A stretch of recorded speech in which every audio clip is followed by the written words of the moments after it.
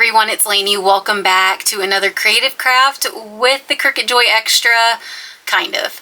So I filmed this and it was a complete dud, so I'm gonna redo it. And what happened was, this is a, well, first off, this is a sublimation blank. This is a mouse pad, and I ordered the pack from Amazon, and so I was using a sublimation blank with Infusible Ink sheets, and it was all fine. But what I did was took the measurements from Amazon, went in Design Space, chose the shape with the, this curved square shape, and sized it accordingly. But once it cut out, the dimensions of the corner were different. So I had white spots or white space where I didn't want any. I wanted this to be the full rose mouse pad, and then I wanted to iron on a little sentiment on top of the Infusible Ink. So what I tried to do was just to kind of salvage my materials, and it still didn't work out, unfortunately.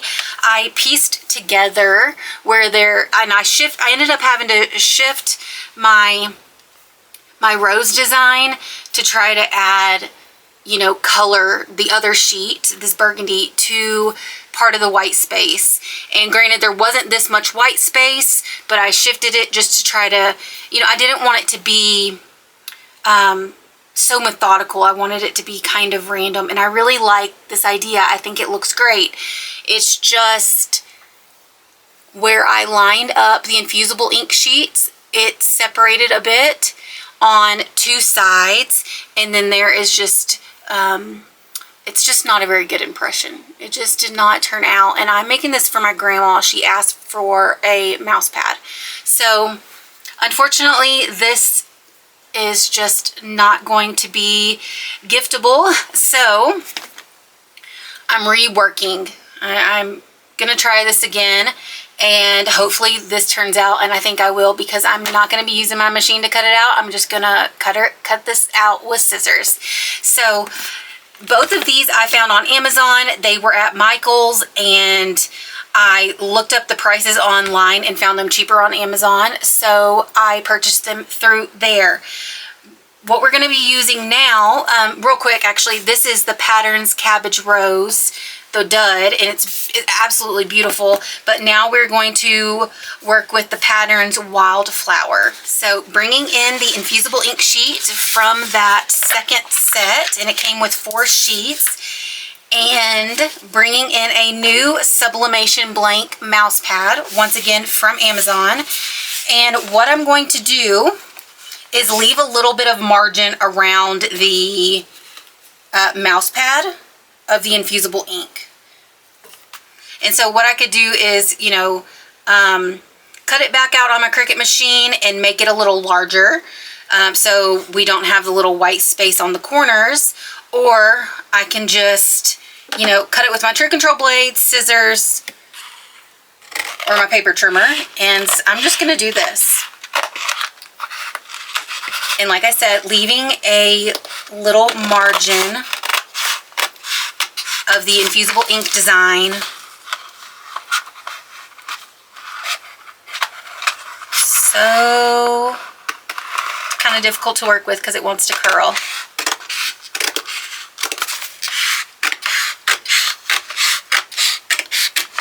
All right, so this is extra. I'm going to store it back in that box. And now, say we cut this out on the machine. This is the correct size and all of that. What you want to do with the Infusible Ink, you want the pattern on the white side. So I'm going to turn this over, and I'm turning it over and aligning my mouse pad on the Infusible Ink sheet. And I'm thinking we need to use some heat resistant tape, because the Infusible Ink sheets, they are stored rolled up, and so it's just wanting to roll. So I'm going to secure it on all 4 sides with a little bit of heat resistant tape, just to make sure nothing shifts once I have to place my heat press on top of this blank here. So super simple. Oh, and real quick, I'm going to go ahead and turn on my heat press to let this start heating up. I researched sublimation mouse pads and, you know, the heat guide or heat process for sublimation heat pads. And it said 400 degrees for 50 seconds. So that is what we're going to do.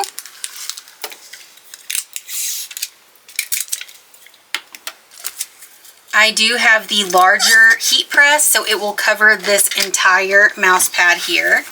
And making sure that this is just super, super flat. I forgot to lint roll my blank. Rats. We're gonna have to remove this real quick.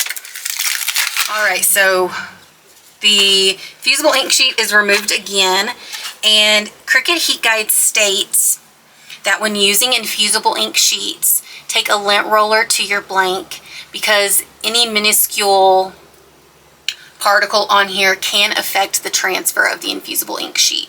And that is per Cricut Heat Guide.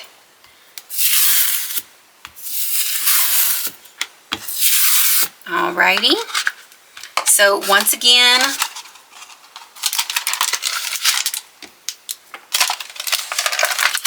here is my infusible ink sheet, and lining up the mouse pad, making sure that there's still that margin, and just taping it back down.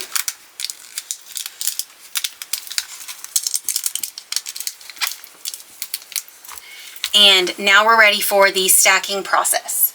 Bringing in my Cricut heat mat, I am going to protect my mat because I've got that extra ink around it, and that will transfer over to my mat. So I want to protect it with a sheet of butcher paper that comes with your infusible ink.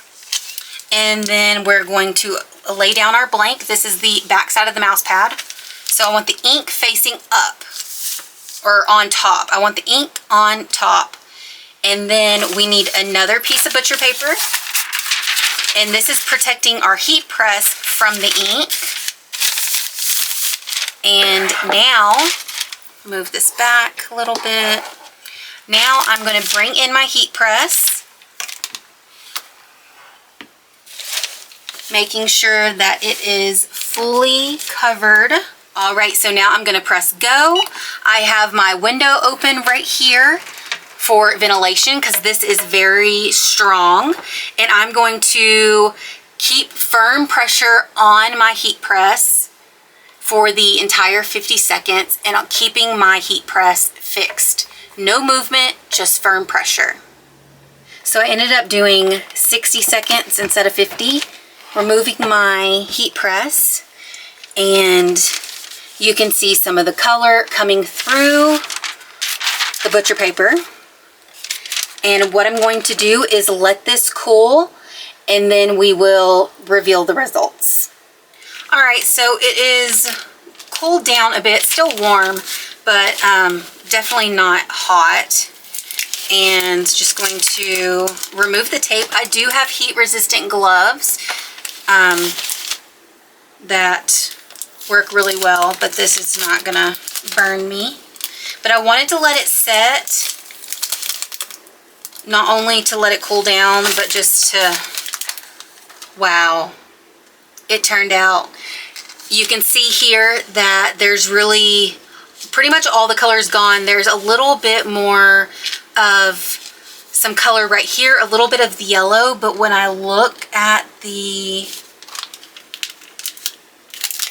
sublimation blank, I don't see anywhere where the color isn't as vibrant.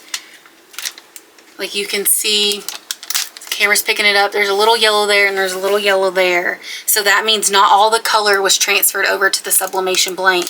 But looking at the sublimation blank, it is perfect.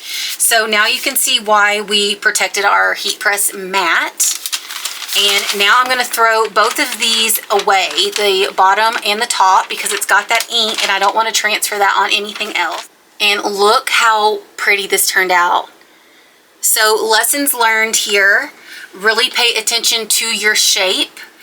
And 2, don't give up. Sometimes it's okay to walk away, give it a day, but definitely try again, because the second time it turned out beautifully. As this continues to cool down, I want to prep my machine for an iron-on project, because what I want to do is iron on a sentiment or a phrase on top of the Infusible ink. This mouse pad is for my grandma. She specifically asked for me to make her a mouse pad, and I want to put a sweet little note on the mouse pad. So I pulled some of this iron-on here, and this is how I store my iron-on sheets. This is another Amazon buy, and I want to, this is, I've used it before a couple of times. I purchased this, actually I looked on Amazon in August, so if it's still available, I will link it down below, but it's a boho style iron-on. Beautiful colors, but I'm hoping that I can use one of these colors for this mouse pad, but I'm not sure. So that one's a maybe.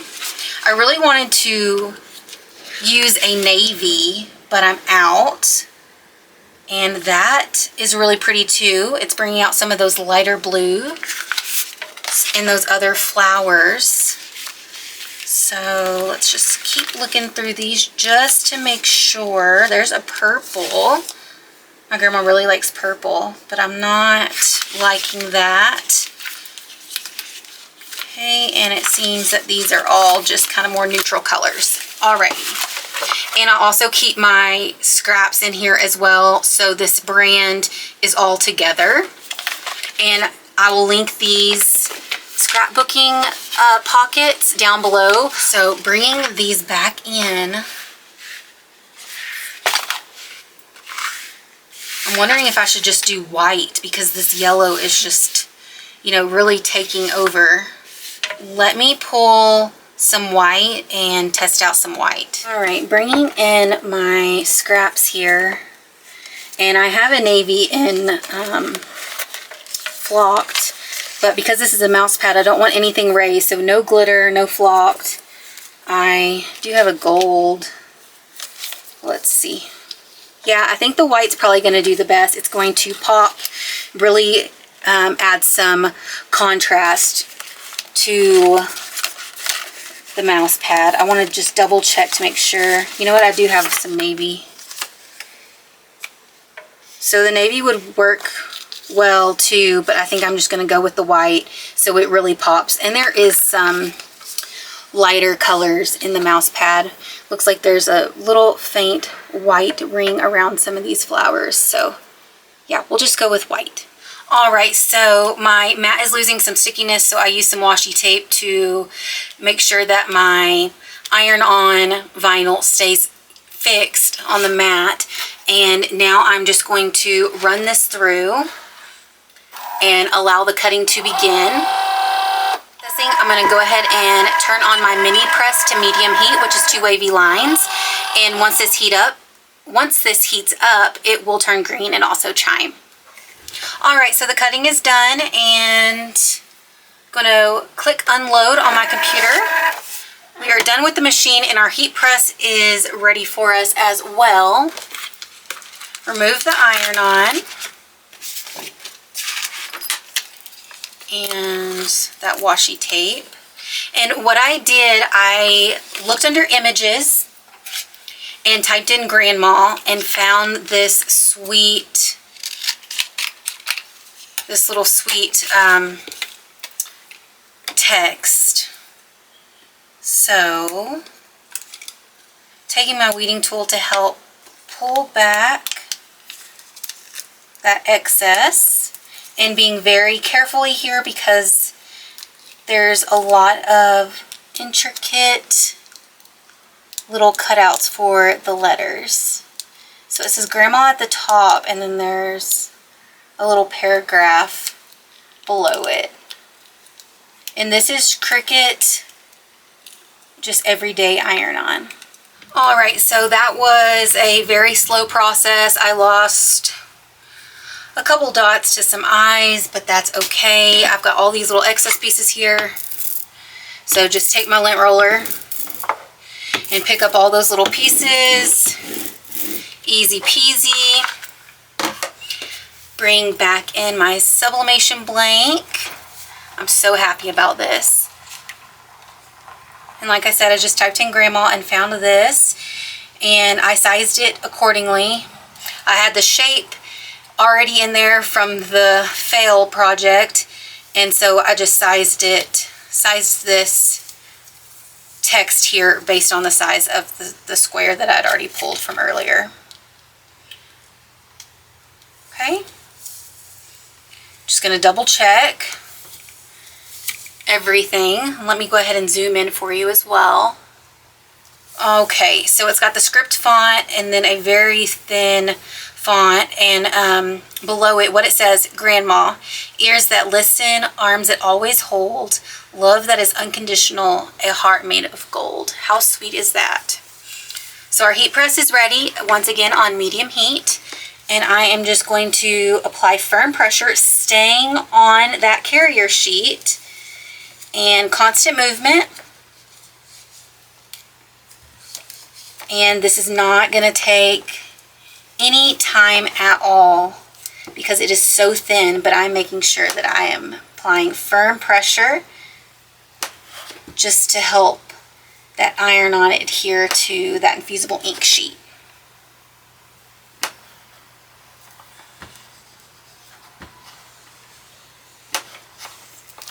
All right, so that was probably about 20 seconds, and the carrier sheet was already wanting to start to pick up because this down here doesn't take any time at all. And feeling it over, and I am just making sure it's all really ironed down, and it seems to be. Now, I stayed on the carrier sheet, and you can't, let me get something else. I have a little white here. You can, I'm not sure if it's the camera's picking it up, you can see a faint yellow. Every time you reheat sublimation, you are going to be removing the ink. So I picked something that I knew would iron on very quickly, so I didn't have to apply too much heat. So just be mindful of that. But let me show you. If you can see the font down there. I think this is so pretty, and I think my grandma's gonna love it. So, you know, it started out rough today. Things did not pan out the way that I wanted, but the end result is something super pretty, and I know that she is going to cherish this. I also want to show you last week's video. If you didn't catch it, I will link it down below. I made this bag for her as well because she just became a great grandma. This is iron-on, and this is printable iron-on. So definitely check this video out if you didn't already. This is such a unique gift and craft. And I also have a video out from a couple weeks ago how to layer Infusible Ink sheets. So we ironed on the pink Infusible Ink, and then we ironed on the pink, and look how nice it came out. So definitely check out these two tutorials here if you haven't already. And thank you so much for watching. I hope you learned something from this. Please give it a thumbs up. It really helps my channel grow and allows more people to see my content. And thank you so much for watching as always, and I'll see you in the next Cricut Craft video. Bye everyone.